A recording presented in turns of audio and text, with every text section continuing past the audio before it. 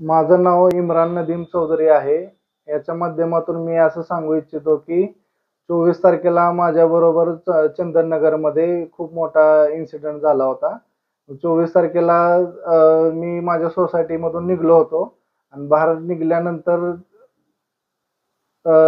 निघाल्यानंतर एक 300 ते 400 मीटरच्या अंतरावर एक इनोवा आली होती मागून.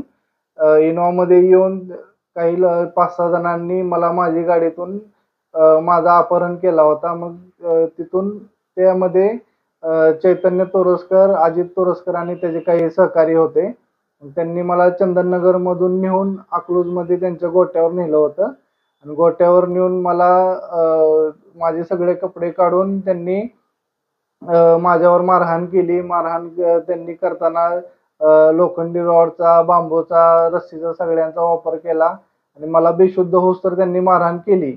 आणि मारहाण करत असताना त्यांच्याकडे काही हत्यारं पण होती, तलवारी, चाकू वगैरे पण होते.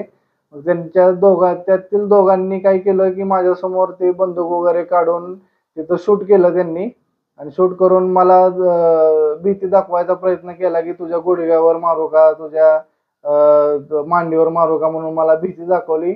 आणि हे होत असताना नायकुडी म्हणून एक पोलीस पण तिथं आले होते. त्यांनी पण त्यांना सांगत होते की ह्याला मारून टाका, मी पोलीस आहे, माझ्या माझ्या पद्धतीने मी सगळं मॅनेज करतो म्हणून. आणि करताना त्यांनी पण मला बांबूने वगैरे मारहाण केली त्या दिवशी. आणि असं कंटिन्यू 5 ते 6 दिवस त्यांनी मला मारहाण केली. आणि मारहाण केल्यानंतर मग एक 2-3 दिवसानंतर त्यानंतर त्यांनी मला वरवणच्या टेंभुर्णीच्या जवळ वरवण टोल नाक्याजवळ मला सोडलं आणि तिथून मी गाडी घेऊन सोलापूरला गेलो. सोलापूरवरून मग मी सासऱ्यांना घेऊन वकिलांपाशी येऊन इथं चंदननगर पोलीस स्टेशनला येऊन माझं काय आहे ते सगळं जबाब वगैरे दिला आहे मी. पण हे सगळं होण्यामागं कारण काय होतं की मी आणि माझा भाऊ पुण्यातले जे मंगेश खोटे, विनोद खोटे आहेत, त्यांच्या व्ही-आय-पीज कंपनी बरोबर आम्ही काम करत होतो. म्हणजे त्यांच्या अंडरमध्ये किंवा त्यांनी आम्हाला सांगितलं होतं की आमच्या कंपनीत इन्व्हेस्टमेंट वगैरे करून दिले तर तुम्हाला चांगला परतावा वगैरे करून देऊ म्हणून. मग त्यांच्या कंपनीच्या प्रमोशनसाठी आम्ही ह्या लोकांची सगळ्यांचे पैसे वगैरे घेतले होते. मग हे पैसे घेतल्यानंतर आम्ही त्यांच्याकडे गेलो नव्हतो. लोकांनी पैसे भरपूर कमवले होते आमच्या कडून. तर ते बघून ते तोरसकर स्वतः आमच्याकडे आले की आमचे पण पैसे घ्या, आमचे पण पैसे घेतल्यानंतर आम्हाला बी चांगला परतावा करून द्या म्हणून. मग त्यांनी आपल्याकडे 4 कोटीपर्यंत इन्व्हेस्टमेंट केलेली आहे आणि इन्व्हेस्टमेंट केल्यानंतर ते खोटेंच्या कंपनीवर कारवाई झाल्यामुळे आम्ही काही त्यांचे पैसे देऊ शकलो नाही. मग त्याच्यामुळं त्यांचे पेमेंट आम्ही दिलं नाही. मग हे सगळं झाल्यामुळं खोटेकडे पैसे अडकले, आम्ही पण त्यात फसलो गेलो, सगळी लोक फसले गेली. मग त्यामुळे आम्ही त्यांना पैसे दिले नाही म्हणून त्यांनी माझं अपहरण केलं. अपहरण करून मला नेऊन मारहाण केली 5-6 दिवस आणि 10 कोटी रुपयांची त्यांनी कंटिन्यू मला मागणी करत होते. 10 कोटी रुपये दिले तरच तुला सोडतो, 10 कोटी रुपये दिले तरच तुला सोडतो, नाहीतर तुला जीवे मारतो, तुझ्या खानदानाला संपवून टाकतो, तुझ्या भावाला, तुझ्या पप्पाला कापून टाकतो म्हणून वारंवार धमकी दिल्या. आणि हे होत असताना मी त्यांनी काय केलं की वेगवेगळ्या डॉक्युमेंटवर माझ्या सह्या पण घेतल्या त्यांनी तिथं.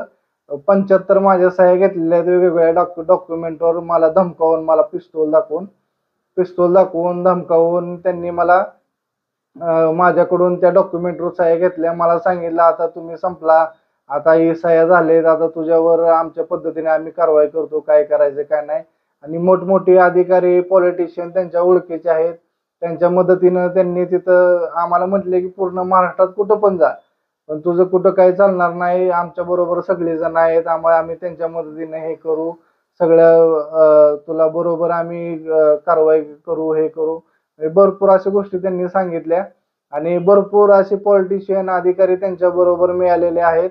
आणि चंदननगर पोलीस स्टेशन मधून पण कोणीतरी त्यांना जे काही घडतंय, कोण जातंय, कोण तिथं एफ-आय-आर करतंय, कंप्लेंट करतंय, सगळ्या माहिती त्यांना मी तिथं असताना भेटत होत्या. आणि आमच्या प्रत्येक हालचालीवर त्यांची नजर आहे. आम्ही आमच्या परिवारासोबत कुठं जातोय, काय जातोय, पोलीस स्टेशनमध्ये गेलेले, इकडे तिकडे गेलेले, सगळ्या गोष्टीवर त्यांची नजर आहे. मग ह्यामुळं आमच्या परिवाराच्या जीवाला धोका निर्माण होतोय की ह्याची माझ्या आणि परिवाराच्या सगळ्यांच्या जीवाला धोका निर्माण होतोय आणि मला प्रशासनावर सगळ्यावर न्याय व्यवस्थेवर माझा विश्वास आहे की त्यांनी मला न्याय मिळवून देतील आणि लवकरात लवकर जे काही आरोपी आहेत त्यांना ते पकडतील आणि मला माझ्या परिवारांना ह्या धोक्यातून वाचवतील आणि मला न्याय आणि मला न्याय मिळवून देतील. आणि जी काही मी आज न्यूज वाचली होती की 1200 कोटीचा घोटाळा आहे, तर ते 1200 कोटीचा घोटाळा नसून 25 कोटी रुपयांचं ते व्यवहार आहे. सगळ्यांचे इन्व्हेस्टमेंट वगैरे आम्ही घेतले होते आणि ते पुढं आम्ही खोटेंना ते आहे तसं ते आम्ही पुढे दिले होते. मग हे असताना बी ती कंपनी डुबली होती तरी आम्ही आमच्या पद्धतीनं आमच्या लेवलला आम्ही आमचं जे काही घरदार ते सगळं काय विकून आम्ही लोकांना 40 ते 50% पैसे पण परतावा करून दिलेला आहे आणि राहिलेले पैसे द्यायची पण आमची नियत आहे, आमचे हे आहे आणि जे काही राहिलेले पैसे लोकांना द्यायचे ते पण आम्ही थोडे थोडे करून त्यांना आम्ही देऊ. आणि दुसरी गोष्ट की पोलिसांकडून बोललं गेलं होतं की माझ्या शरीरावर कुठं मारल्याचे वगैरे डाग वगैरे नाहीत किंवा काही जखमा दिसत नाहीत, तर ते पण खोटं आहे. माझ्या शरीरावर अजून जखमा आहेत आणि अजूनपर्यंत माझे पाय वगैरे सुजलेले ते आहेत. माझी प्रशासनाला एकच विनंती आहे की लवकरात लवकर आरोपींना पकडावं आणि त्यांच्यावर योग्य ती कारवाई करून माझ्या आणि माझ्या परिवाराला ह्यातून माझी सुटका करावी आणि आमच्या सगळ्यांचं प्राण वाचवावं ह्यामधून. नमस्ते.